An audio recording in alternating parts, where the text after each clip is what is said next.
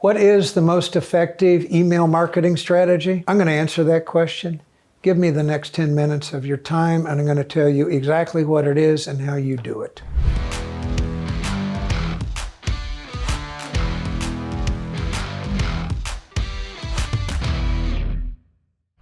There are three things we're going to cover in this video, all of them important. It is the list that you use, it is the content that you send to that list, and it is how you say what you say. We're going to cover all three, so stay with me. Let's first talk about the list. I've heard so many candidates saying, I got a great email list. I'm going to send them all an email and ask them for $5 or $10. And they're all give to me. And I say, where did the email list come from? They say, well, I went somewhere and I bought this email list. And they said that most of the emails are good, and so we'll just try that. That's not a good email list. That is probably a piece of trash. So you want me to tell you the most effective email list to send to? It's the people who've asked you to share emails with them. The people who go to your website and say, yeah, I'd like to hear from you. Send me updates of your campaign.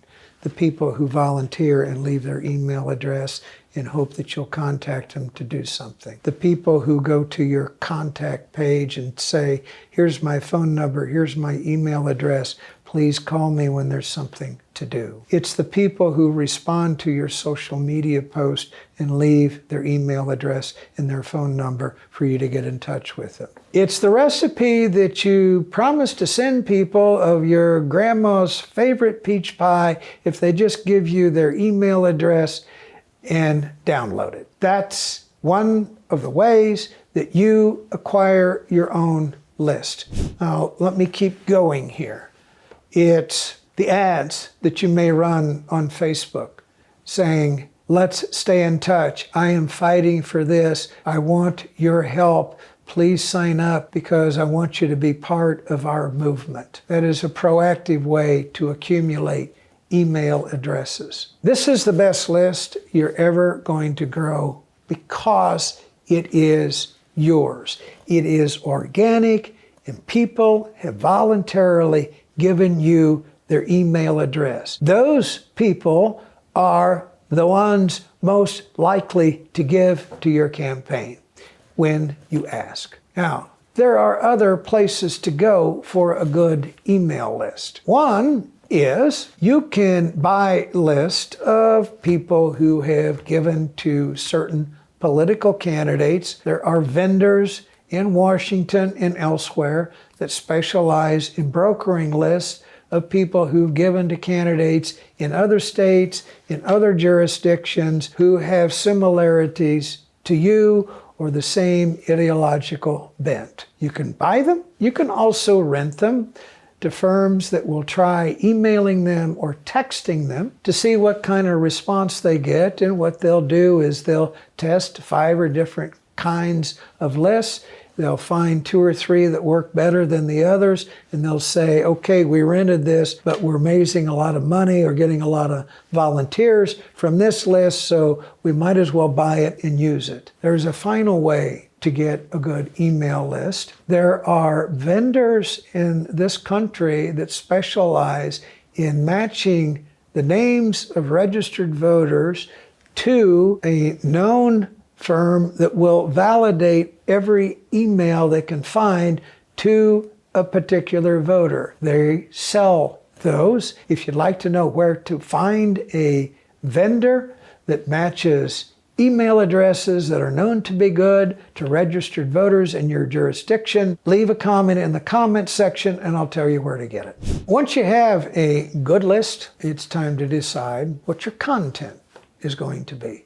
Now, if you're a candidate for public office, there are certain things voters really need to know about you if you expect to get their vote. What's your story? Why are you running? What are you going to do? Who are you? Oh, you're running for this. What makes you qualified to do that? It's kind of your biography. By the way, some voters really like to read stories about why candidates decided to run for office and why they're passionate about fixing a certain problem. Stories make really interesting emails. So don't be afraid to tell stories about your experiences in life and how that changed you or made you passionate about running for office to fix a particular problem. They also like to know things about your moral code, the things that make you tick, some things from inside your onion. Why do you care about little kids? Why do you care about the elderly? Why are you advocating that we make it easier for people to take care of elderly people living in their household,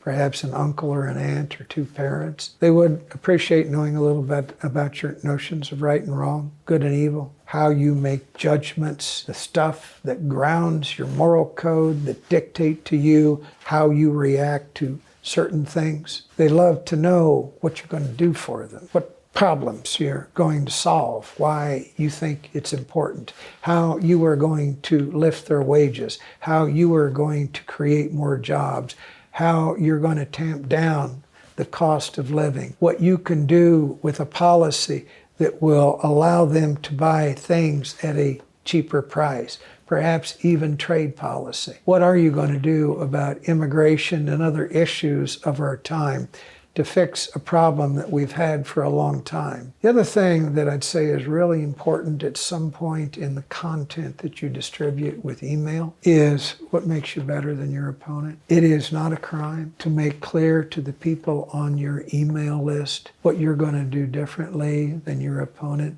will do, why you are passionate about fixing certain problems that your opponent does not want to talk about, where you differ on policy issues of our time. This is the content that should go in your email marketing campaign.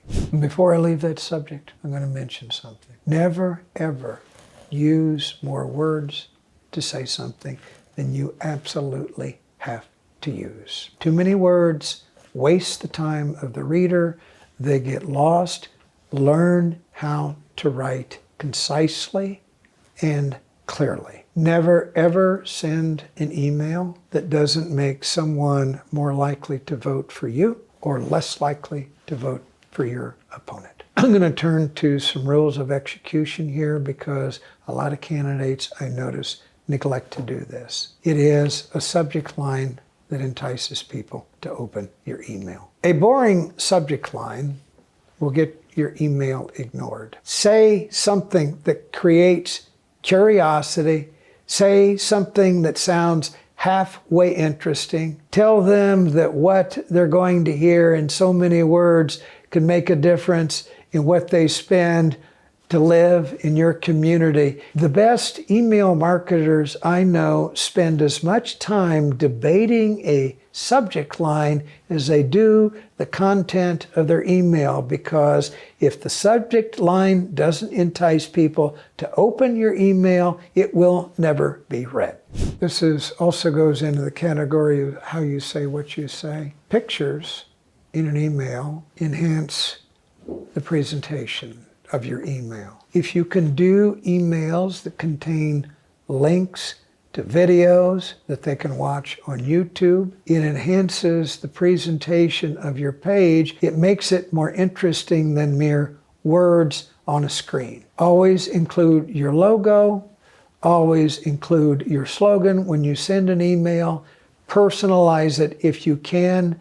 It's easy to do if you have a good email vendor. Never send an email that doesn't have a call to action. Give them something. Tell them what you want them to do. Do you want them to volunteer? Do you want them to contribute money? Do you want them to go visit your website and sign up for something there? Do you want them to go door to door for you in a certain neighborhood? Do you want them to show up for a meeting where you're going to be giving a speech? An email without a call to action is a waste of money. Tell them exactly what you want to do as a result of what you have said.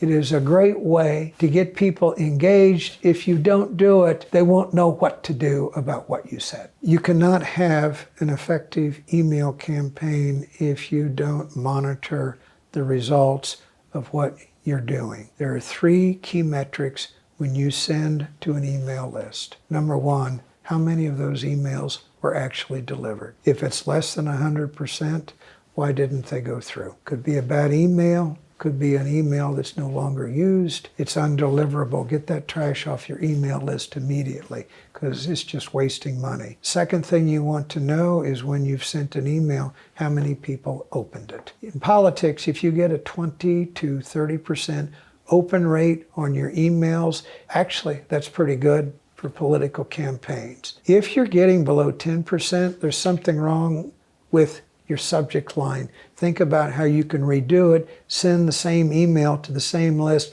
with a different subject line and see if they'll maybe open it that way. Third thing to look at is the click rate on the link that you put on your email to either volunteer or give or do something that you ask them to do. If you're not monitoring all three of these things, chances are you're wasting money or chances are your message is off. You won't know what's wrong until you look at those three metrics. An email marketing campaign is one small component of a political campaign. It's not all of it. So I got a free gift for you, and it's another video I'm going to suggest that you watch. How to Run for Office, 7 Essential Steps. I tell you the other things that you have to do to have a successful campaign. Go there and watch it right now while this is still fresh in your mind.